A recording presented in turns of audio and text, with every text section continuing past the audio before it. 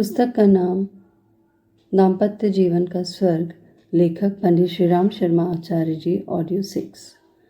अपने साथी की सुविधा सामर्थ्य का ध्यान रखिए। विवाहित जीवन एक ऐसी दुकान है जो उत्तरोत्तर अभिवृद्धि पर रहती है। उत्तरदायित्व एक के पश्चात एक निरंतर बढ़ते हैं। यदि घर में माता पिता भाई बहन हुए तब तो जिम्मेदारी की कुछ ना पूछिए। अतः भविष्य में आने वाले उत्तरदायित्व के लिए कुछ अर्थ संग्रह अवश्य रखिए।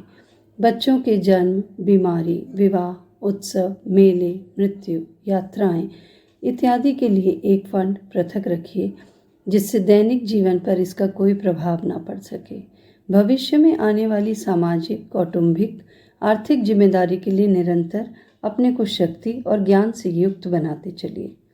कुछ पति पत्नी में एक बड़ी कमजोरी यह होती है कि वे अपने साथी की सुख सुविधा, सामर्थ्य, शक्ति, बुद्धि इत्यादि का विचार त्याग ऐसी फरमाइशें कर बैठते हैं जो दूसरा पूर्ण नहीं कर पाता। कल्पना कीजिए कि एक पढ़े लिखे पतिदेव अपनी साधारण पढ़ी पत्नी से राजनीतिक या साहित्यिक चर्चा की इच्छा करते हैं। जब पत्नी योग नहीं दे पाती तो क्रुद्ध होते हैं। उधर पत्नी सामाजिक विषय में दिलचस्पी लेती है जो पति को पसंद नहीं। ऐसी अनेक छोटी बड़ी बातें कलह का विकराल रूप धारण कर सकती हैं। अतः अपने साथी की सामर्थ्य का ध्यान रखकर ही फरमाइशें कीजिए और उसी अनुपात में उनकी पूर्णता की आशा भी रखिए। भारत में नारी जाति का बौद्धिक स्तर बहुत नीचा है, अतः उनसे उच्च विषय चर्चा करना मूर्खता होगी। उन्हीं की रुचि के अनुसार कार्य करने या उन्हीं विषयों की चर्चा उन्हें रुचिकर हो सकती है। झूठी भावुकता से बचिए। पति पत्नी के जीवन में प्रायः प्रेम के उफान आते हैं जब भावना निर्बंध होकर बहती है। पति पत्नी के लिए सब कुछ करने को प्रस्तुत रहता है। अनेक मूर्ख पति भावुकता के शिकार होकर ऐसे ऐसे अदूरदर्शितापूर्ण कृत्यों में फंस जाते हैं जिनसे जीवन पर्यंत विक्षुब्ध रहते हैं। पत्नी से झूठे वायदे जो आप पूर्ण नहीं कर सकते कभी ना करो। कल्पना के लोक में वहीं तक विहार करना ठीक है जहाँ तक आपके भावी जीवन की हानि ना हो या ऋण ना चढ़ जाए अथवा किसी की मान प्रतिष्ठा को हानि ना पहुँच जाए। श्री प्रेमचंद जी के गबन उपन्यास में एक मूर्ख पति का वृतांत है जिसने झूठी भावुकता का शिकार होकर पत्नी के लिए अनेक बहुमूल्य आभूषण बनवाए, फिर कर्ज की अदायगी के लिए सरकारी पैसे का गबन किया। न पत्नी ही प्रसन्न रह सकी, न मान प्रतिष्ठा ही बन सकी। अतएव अपनी आर्थिक जानकारी से एक दूसरे को पूर्ण परिचित रखिए। कोई ऐसी वस्तु, वस्त्र, मनोरंजन इत्यादि ना कीजिए जो आपकी सामर्थ्य से बाहर की वस्तु हो।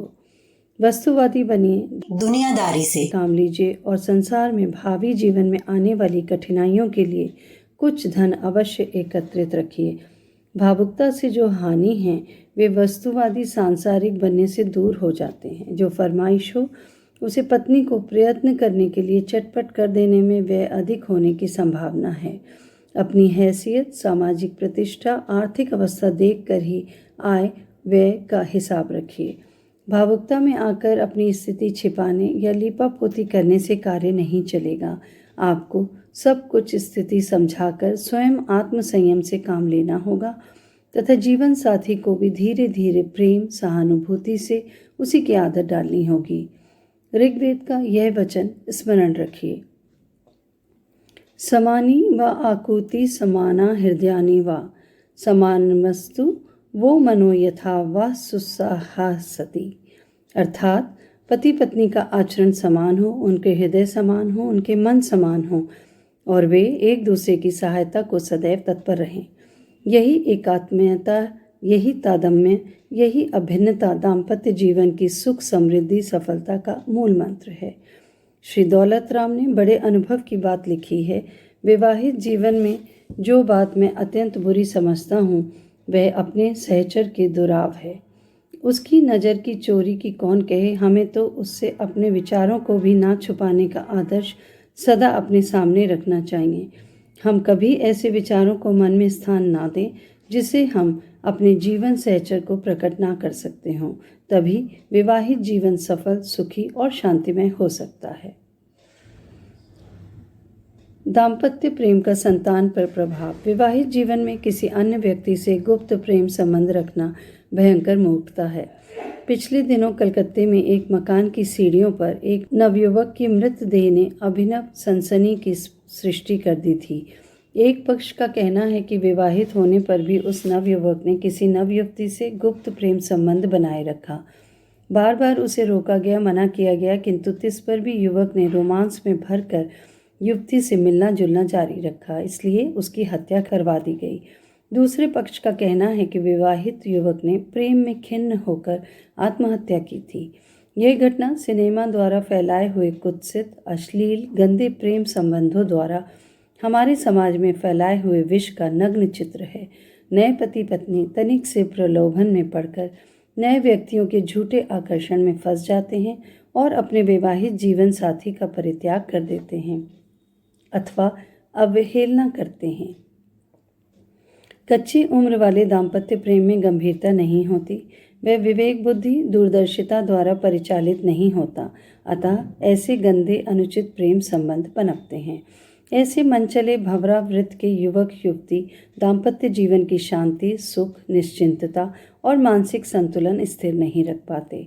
जो क्षणिक आकर्षण और मादकता आपको किसी नए युवक युवती में प्रतीत होती है, वह वासना का मैल है, बुद्धि का विभ्रम है, भावना का उद्वेलन है, दाम्पत्य जीवन के स्वर्ग को विनष्ट करने वाला विषैला मनोविकार है। इस प्रलोभन को जड़ मूल से नष्ट कीजिए। मेरा जीवन साथी ही समस्त सौंदर्य का केंद्र है।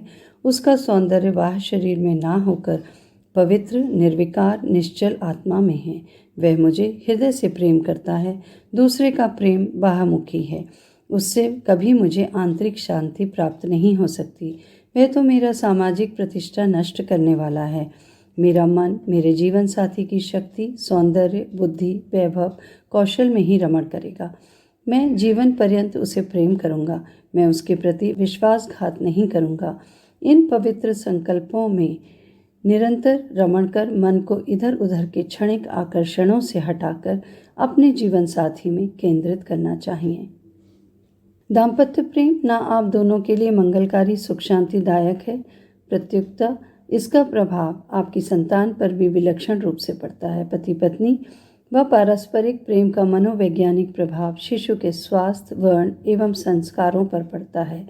जो पति पत्नी निश्चल हृदय से एक दूसरे को प्रेम दान देते हैं तथा सहानुभूति, सहयोग और सुविधाओं का ध्यान रखते हैं, उनके अंतःकरण एवं आत्माएं पूर्ण रूपेण एक दूसरे में समा जाते हैं और इस प्रेम के संयोग से उत्पन्न संतान से बालकों में सौंदर्य, बुद्धि की कुशाग्रता और शारीरिक मानसिक परिपुष्टि प्राप्त होती है। डॉक्टर डे का मत है कि पति पत्नी में आपसी प्रेम में जितनी अधिक घनिष्ठता होगी, जितना जोश, प्रसन्नता, सौहार्द, मादक उत्तेजना होगी, उनकी संतान उतना ही अधिक उत्साही, स्फूर्तिवान और तेजस्वी होगी। कारण यह है कि गर्भ की परिपुष्टि तो माता के उदर में होती है, किंतु उसका मूल बीज पिता के शरीर से आता है। इसलिए माता के द्वारा प्राप्त होने वाली वस्तुएं ही उसके लिए पर्याप्त नहीं हैं। मनुष्य स्थूल ही नहीं है, उसका जितना भाग स्थूल दिखाई पड़ता है, उसकी सूक्ष्मता उससे 1000 गुनी अधिक है। गुप्त शक्तियाँ सूक्ष्म लोक में प्राप्त होती हैं। चूँकि बालक माता पिता के बंधन में होता है, अतः वह अपने योग्य सूक्ष्मता उसी से प्राप्त कर सकता है जिससे माता पिता की विद्युत आकर्षण रखती हो। यह आकर्षण आंतरिक दाम्पत्य प्रेम के द्वारा ही होता है। स्त्री का यदि अपने पति से पूर्ण प्रेम है तो वह अपनी आकर्षण शक्ति द्वारा पति के सूक्ष्म तत्वों को खींचकर उदरस्थ बालक को देती रहेगी। इसी प्रकार यदि पति का पत्नी से अधिक स्नेह है तो वह अपने तत्वों को उसकी ओर फेंकता रहेगा। इस प्रकार के सूक्ष्म आकर्षण द्वारा बालक उन शारीरिक और मानसिक गुणों को प्राप्त कर लेता है जिनकी उसे आवश्यकता है। स्त्री पुरुष में प्रेम की घनिष्ठता होने पर ही ये अद्भुत गुण संतान को प्राप्त हो सकते हैं। डॉक्टर बेवर निर्देश करते हैं, पति पत्नी का उदासीनता या उपेक्षा का जीवन व्यतीत करना सब दृष्टिकोणों से हानिकारक है। इससे तो यही उत्तम है कि वे विवाह ही ना करें। पति पत्नी परस्पर अधिकाधिक प्रेम वृद्धि कर केवल निज शरीरों की ही उन्नति नहीं करते हैं, वरन उत्तम संतान भी उत्पन्न करते हैं। मैंने 300 से अधिक परिवारों की गुप्त परीक्षा की है तथा इस परिणाम पर पहुंचा हूं कि प्रेमी दंपतियों ने ही उत्तम शरीर और कुशाग्र बुद्धि वाली संतानें उत्पन्न की हैं।